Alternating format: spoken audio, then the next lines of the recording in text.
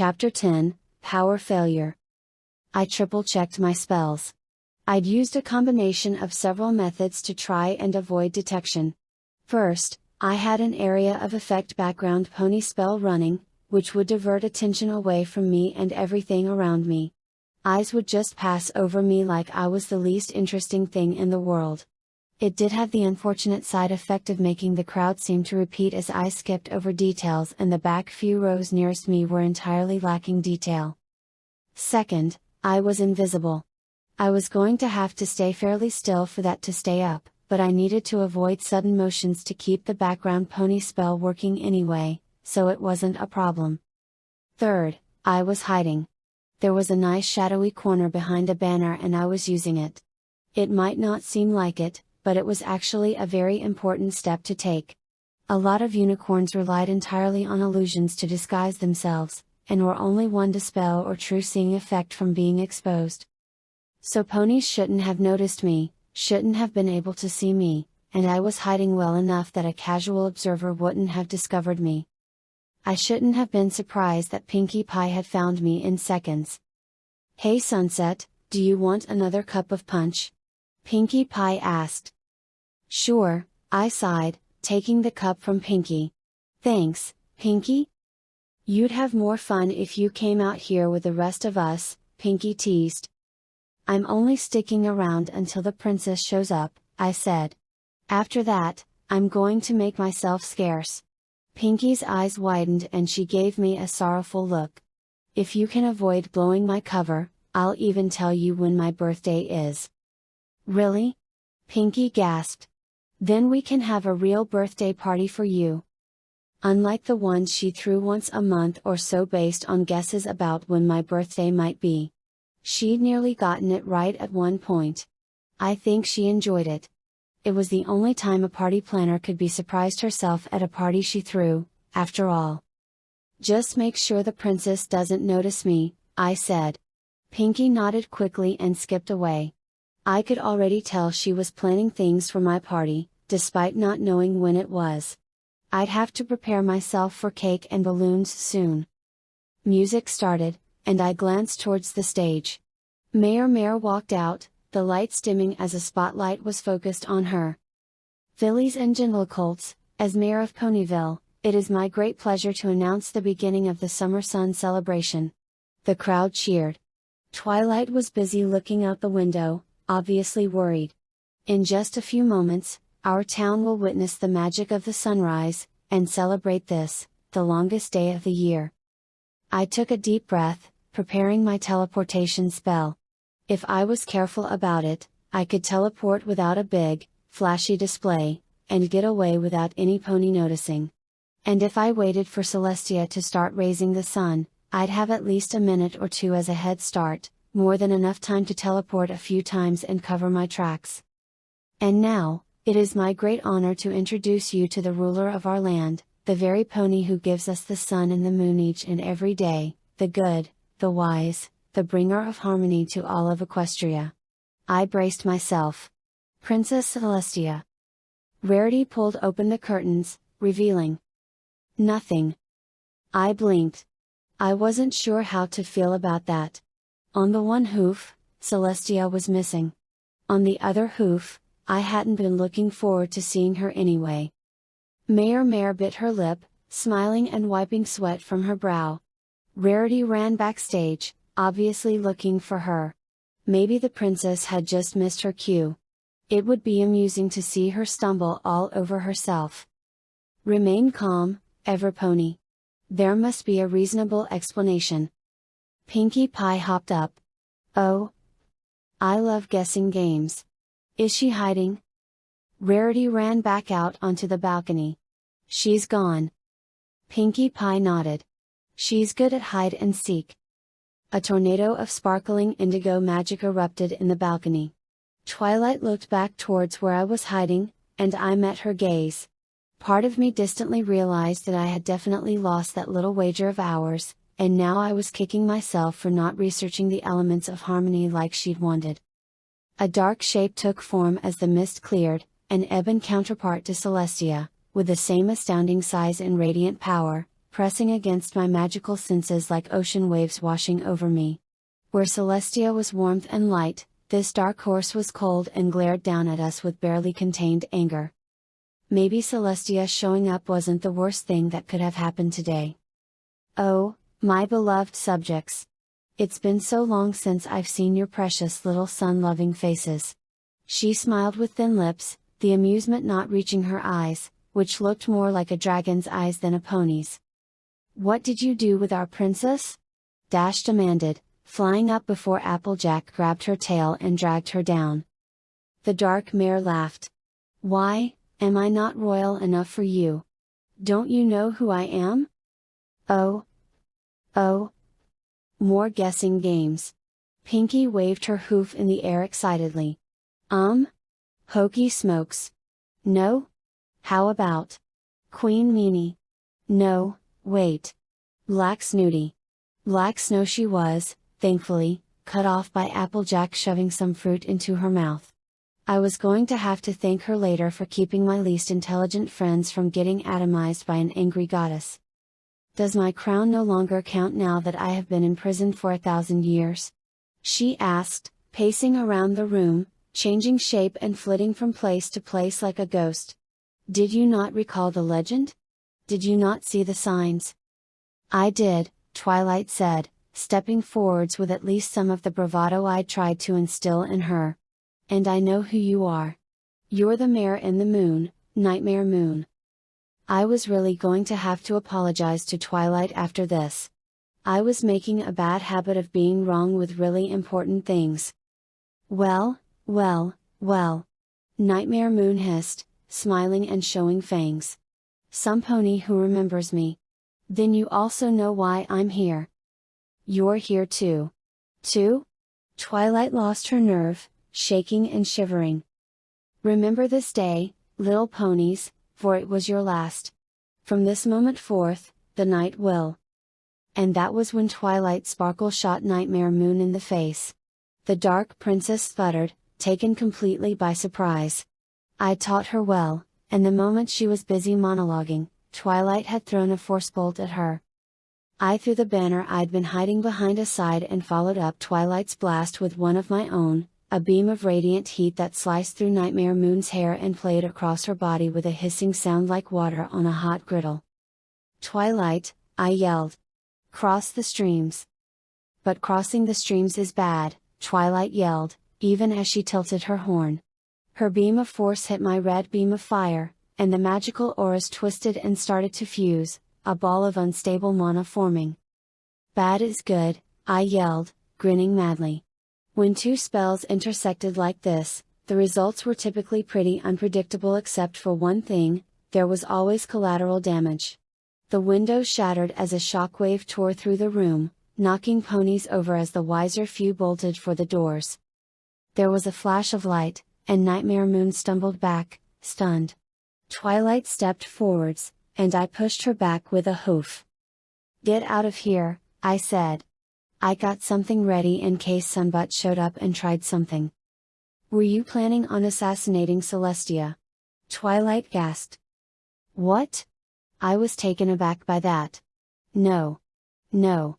I wouldn't do that. I was pretty sure it was impossible anyway. Besides, I didn't hate her. I just had very complicated emotions that I had never addressed, and hopefully would never need to.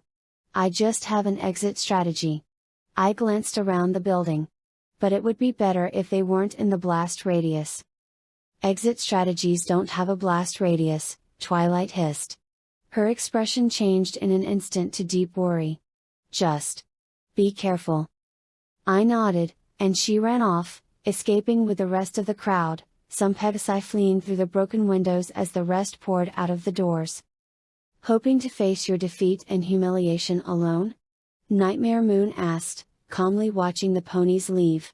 "It's what my sister did as well. She couldn't face being bested by my power. She even sent her guards away and refused to fight me."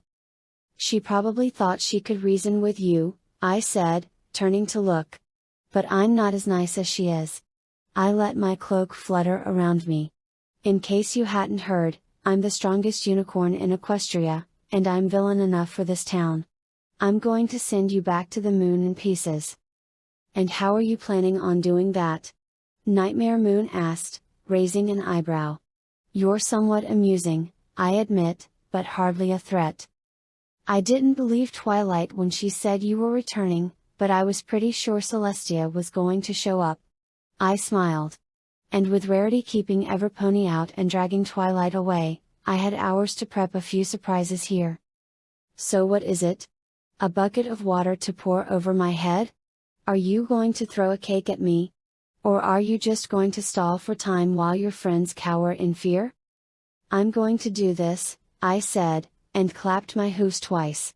At the command, the lingering spells I'd put on all of the decorations snapped into focus. What had looked like slight discolorations or odd waves in the fabric we've tightened into letters and sigils.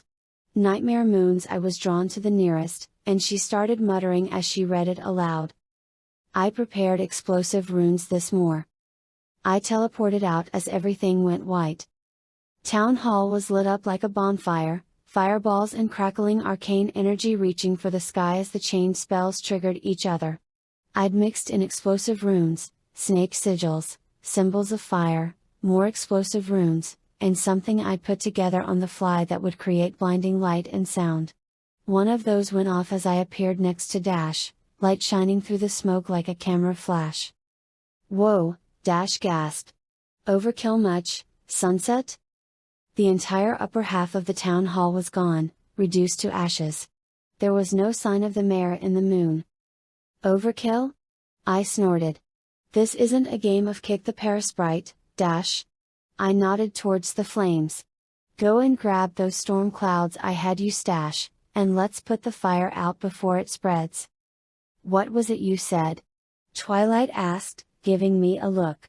Fight fire with fire, because you should fight everything with fire. In this case I'd rather use rain, but it works, doesn't it? I shrugged. Occasionally, said a voice from behind us. My hair stood on end as I spun around, only to see a swirl of sparkling mist condense into the shape of Nightmare Moon. But not every time, I'm afraid. Buck, I said, succinctly summarizing the situation. You caught me off guard with that, Nightmare Moon admitted. I hadn't expected you would be practical enough to sacrifice the building to try and stop me. You're a very dangerous pony, Sunset Shimmer. And she knew my name. I was bucked. More bucked than Applejack's trees. More bucked than Cloud Kicker. Oh yes, I know all about your dreams, your aspirations, and your fears, she hissed the last word. You've made two critical mistakes, Sunset Shimmer. You stood against me, and you failed to strike me down when you had the chance. Nightmare Moon paused, looking thoughtful. Not that you had a chance to begin with, but you still wasted a prime opportunity. This was the time when I really needed to come up with some kind of clever quip, to really let her know that I was still on top of things. Well. Forgive me for underestimating you, I said, flipping my mane with a hoof and trying to disguise my fear. It seems like I'll have to make an actual effort to get rid of you. Are you sure that's what you want? Nightmare Moon asked. After all, you fear Celestia even more than you fear me. Maybe, I said, looking at the other ponies. The ones who hadn't fled, anyway. There was still a respectable crowd around us. Nothing brings ponies together like watching a building burn down. But you know what? I'm pretty sure all these ponies want her back, and foiling your scheme seems like the perfect way to remind them that I'm the strongest unicorn in all of Equestria. I only had one real chance. My first strike had been a critical mistake, but I hadn't missed. I'd totally underestimated her natural magical presence. Every creature had a certain amount of magic inherent in them, just from being alive, and the more powerful a creature's magic was, the more easily it would resist spells. Nightmare Moon was surrounded with an aura of magic so powerful that my spells weren't even reaching her, just quenched by her might like throwing a torch into a river. Against something like that, I had to do something stupid and put enough mana into one spell to break through to her. My normal fireballs would never reach her, no matter how many of them I overlapped on her at once. I was going to have to take Clover's compression to its theoretical limit and put so much mana into a spell that something was sure to explode. If I was really lucky, it wouldn't be me. I compressed every bit of free mana I had and threw it at Nightmare Moon. I didn't hold anything back. I could feel my horn burn red hot as the feedback started to overwhelm even my own protective enchantments. A bolt of white and gold plasma flew at her, and I saw her eyes widen with surprise just before it hit. There was blinding light, and I heard Nightmare Moon scream. "There? How do you like that?" I panted. "That'd be enough to burn my main," Nightmare Moon hissed. As my eyes cleared from the flare, I could see that she was seething with anger, and that I'd managed to shorten her main considerably. It was way less damage than I'd expected to do. I had a sinking feeling that maybe, just maybe, trying to fight something that could beat Celestia was out of my league. "I think it might be time for my other secret technique," I said. I looked at the others and smiled weakly before turning and running. I made it almost across the street before Nightmare Moon grabbed me with the ragged remnants of her mane, lifting me off of the ground and dragging me back towards her. I didn't even have enough magic left to pretend to put up a resistance. "Well, I think I'm going to make an example out of you," Nightmare Moon growled. I felt something like ice crawl up my horn, a terrible cold numbness.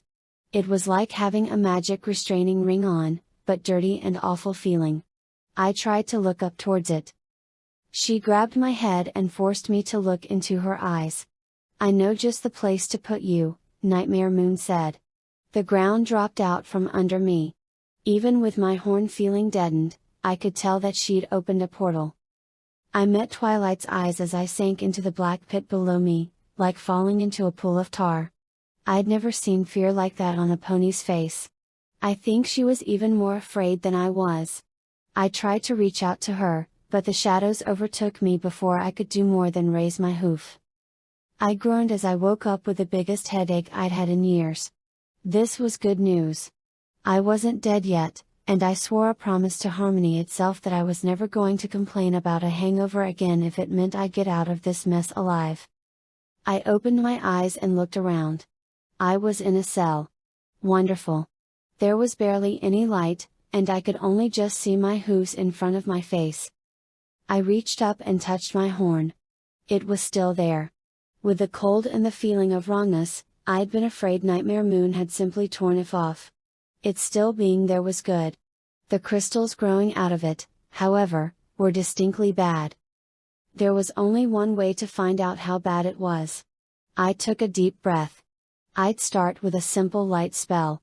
If it worked, I'd know I could still do magic, and I'd be able to see my cell. "Casting spells will only make it worse," warned a voice said from the shadows behind me. I froze up at the familiar, calm tones. "Celestia," I whispered, almost paralyzed with fear. No wonder Nightmare Moon had thrown her here. If she really knew my fears, she'd hit the big one. The one that had dominated my whole life for a decade. A mote of golden light appeared, and there she was, reclining in the darkness with apparent calm and ease, despite the black crystals growing from her horn and the cell we were both trapped in. I backed away from her as she stood up to her full, imposing height, looming over me, big enough that her horn almost scraped the roof of our shared cell. I didn't get far before she was on me, and I closed my eyes in terror, not wanting to see. "Oh Sunset, I'm so sorry," Celestia sighed, as she held me. Warm wings wrapped around me, and I felt her chin rest on the top of my head, the princess nuzzling into my mane. "She didn't hurt you, did she?" This was the moment I'd been dreading for years. The time when all of my sins were going to come back to haunt me. Part of me had been preparing for this for as long as I could remember. There were a million things I wanted to say. Thousands of conversations I'd had with myself in the dark. Hundreds of justifications for what I'd done. All of it shattered along with my composure. SS Sorai, I sobbed, bawling my eyes out and hiding my face in my hooves. Celestia held me tighter to her chest and rocked me like a foal. "You don't have anything to be sorry for," Celestia said. "I'm proud of you. You've become the type of mare I always wanted you to be. I didn't listen to you, and I was an awful student, and I ran away and hid instead of admitting that I'd done anything wrong. I sniffled. You've grown up a lot since then, Celestia said, almost whispering. The hardest thing was not being there with you to see it, but you needed to find your own path, and I am very, very proud of you for doing just that. I sniffled and rubbed my nose so it wouldn't smear all over my former teacher's coat. I missed you a lot, too, I admitted. It was a difficult thing to say. But I couldn't face you after I failed you. When a pony doesn't learn, it's the teacher's fault just as much as the students', Celestia said. I wasn't able to help you understand why having friends was so important, and the way you were treating other ponies, you were turning out just like Luna. I guessed. Or Nightmare Moon, I guess, now. I'd learned a lot about her from the books in the castle, though not about what they'd actually fought about. The castle had been abandoned before those books had been written, I suppose. No, Celestia shook her head. Luna valued friendship and love far more than I did. She was close to her subjects. You were turning out the way I used to be. Self-centered, arrogant, paranoid, and caring more about numbers and statistics than ponies. I had to lose the most important pony in my life before I realized how far I'd fallen, and then spend almost 1,000 years alone, trying to make up for my mistakes. But I couldn't imagine Celestia like that. I'm glad you were able to make friends, Sunset. I didn't want you to end up as lonely as I was. Her voice caught, just a little. Other ponies might have missed it. Only a hoofful had spent enough time with her to tell how she felt when she was trying to hide it. We should focus on how to get out of here, I said, trying to pull away. I wasn't sure I could handle her getting emotional. I wasn't sure I could handle her at all. Escape is close to impossible, Celestia sighed, taking a deep breath and putting her calm mask back on securely.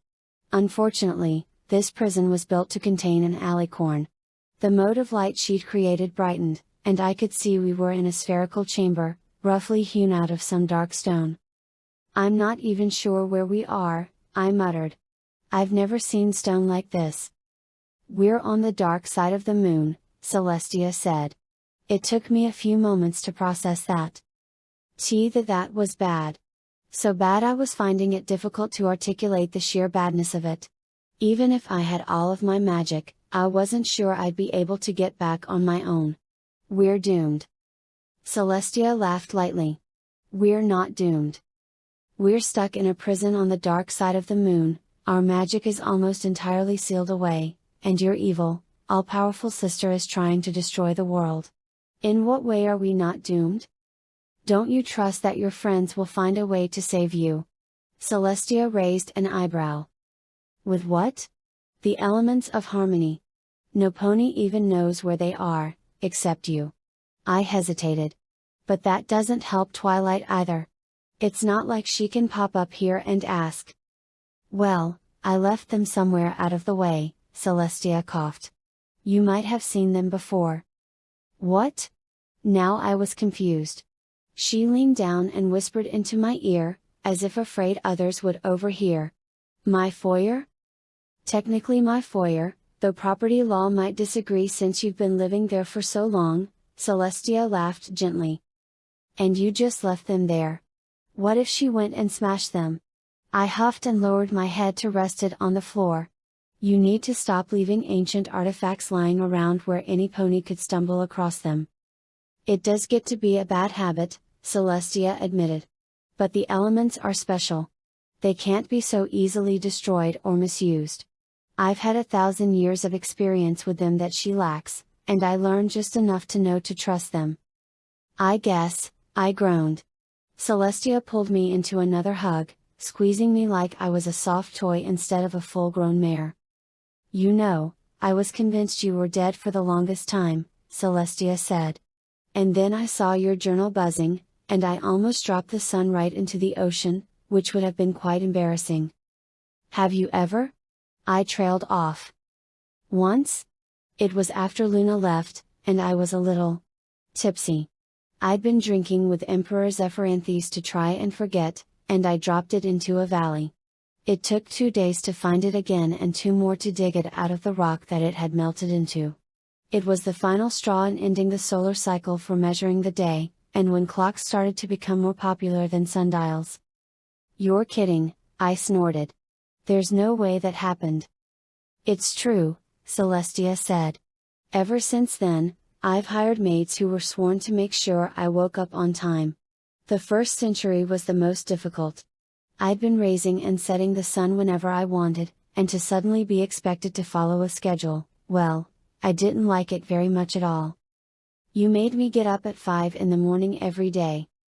If I have to get up early to raise the sun, so does everypony else," Celestia huffed. I couldn't help but start laughing again. For just a little while, it was like all those years hadn't happened. The air was starting to get stuffy. I wasn't sure how long we'd been trapped. A few hours, maybe. It couldn't have been more than half a day. My head was pounding, and it was getting hard to concentrate. Celestia just held me, and I wasn't sure if she was even breathing. Did an alicorn need to breathe? Nightmare Moon had been banished here for 1,000 years, and she was obviously still alive. Then again, Nightmare Moon had presumably had her magic. If I had access to my magic, running out of air wouldn't have been an issue. I could have created air, a pyromancer had to make sure her flames could burn, after all, and I'd only made the mistake of using fire magic in an enclosed room once. I started coughing, choking on the stale air. Celestia rubbed my back until the fit passed. "Princess," I gasped. "Shh, shh." She put a hoof on my snout, silencing me. "Don't speak. Save your strength." "No," I said, trying to focus through the pain and haze. "I need to say this, in case I don't get out of here." "We'll be fine," Celestia said, holding me tighter. "I'm probably gonna pass out soon, and then." I shivered. I love you, and I wish you were my real mom." I sniffled and wiped my eyes. "I'm sorry I messed things up, and that I didn't listen to you. If I tried making friends with Cadence and other ponies like you told me, none of this would have happened." "You're right. None of it would have happened," Celestia said, running a hoof through my mane and trying to calm me down. "But you're not just the product of your successes, Sunset. The mistakes we make turn us into better ponies, as long as we learn from them. If you hadn't left Canterlot, you might not have ever met your friends. But I messed things up with you. And as soon as we're back, we can start fixing that. In another hour." "No worrying about that," Celestia said, firmly. "You're going to be fine, Sunset. Harmony wouldn't bring us together like this just to play a cruel trick." I bit back a response to that and curled up, trying to relax. I knew if I went to sleep, I'd use less air and, well, maybe I'd just fade away instead of struggling. It would be easier on both of us. It wouldn't be so bad, and at least in the end I'd made peace with the problems I'd caused. That was when the bright, shining light almost blinded me, and I felt the cold crawling sensation along my horn fizzle out with a static pop. There should have been some kind of fanfare or warning. Instead I found myself falling face first into a stone floor. It looked familiar, though my vision was still blurry and everything was painfully bright. Then I got to see it up close. Thankfully I hadn't fallen far, and my pride was wounded worse than my nose. "Ow," I mumbled, rubbing at my snout. "Twilight Sparkle," Celestia sighed with relief. "I knew you could do it." I rubbed my eyes and looked around. We were in the old courtroom, in one of the more ruined parts of the castle. "At least I got a free ride home," I muttered. "Sunset? Princess Celestia." I turned and had no time at all to prepare myself before Twilight threw her hooves around me and tackled me in a hug. "You're okay." Behind her were 5 other ponies, kneeling to the princess. I was shocked to see all of my friends there. Even Fluttershy, who I never thought would go into the Everfree. "Of course I am," I said, my voice cracking. It takes more than an evil goddess to take me down for good. I decided not to tell her how close it had been. Both of you told me it was only an old ponytail, Twilight frowned. I'm willing to admit I was wrong, I shrugged. About a lot of things. Twilight, I didn't say you were wrong, Celestia smirked. I just said you needed to make some friends. I saw the signs of Nightmare Moon's return, and I knew you had the magic inside you to make the elements of harmony whole again.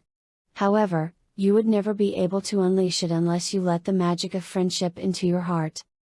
Twilight looked back to our friends. I must have been more out of it than I thought, because I only just noticed then that she had a tiara, and that the others all had rather elaborate necklaces. I don't remember those hanging around the castle, I said, raising an eyebrow and looking at my old teacher. The elements have taken on a new form, now that their magic has been rekindled, Celestia explained. I'm sure Twilight will want to do quite a bit of research on the significance of that, and on the magic of friendship.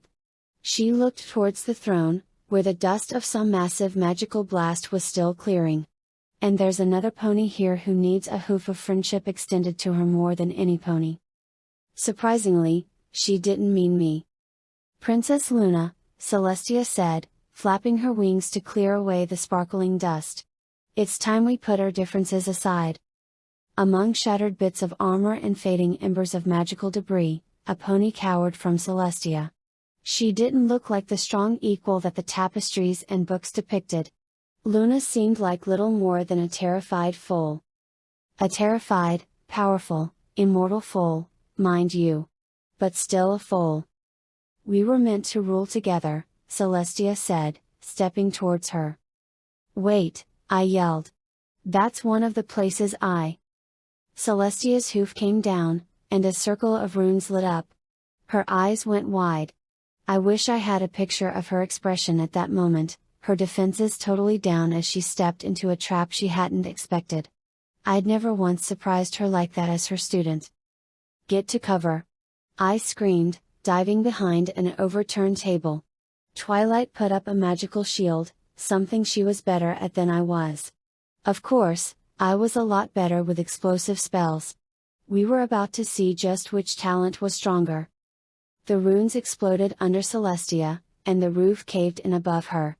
A wave of fire and broken rock slammed into the table I was hiding behind, the ancient wood shattering. I did the only thing I could think of, and threw a fireball down at my own hooves, blasting debris away from me. I wasn't kidding when I said that you had to fight fire with fire sometimes. What I was saying was, that was one of the places I trapped in case you came looking for me, I coughed, rubbing with a hoof to try and clear the dust and ash from my face. Sunlight poured into the room through the broken walls and roof, the explosion having reduced a significant part of this wing to rubble. So much for my castle. I'm okay, Twilight yelled, as she pushed rubble away. Celestia pulled herself out of the rubble from where she'd thrown herself on top of Nightmare Moon. Or Princess Luna. Whatever she was, now. Celestia was scorched and disheveled. Well, Celestia said, adjusting her crown. I'd managed to actually dent it. I think perhaps we should continue this somewhere else? Perhaps in town. I remember a festival being prepared before these rather interesting events.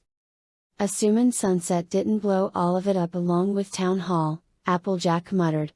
Dash snickered behind her, patting her on the back. Maybe a little too honest, AJ, Dash said. I bet I know some pony who can put a party together with what ponies will donate and what we can salvage, Rarity said, smiling at Pinky. Pinky gasped. Is it me? Rarity nodded. Pinky bounced up, grinning. I'm gonna make it the best party ever.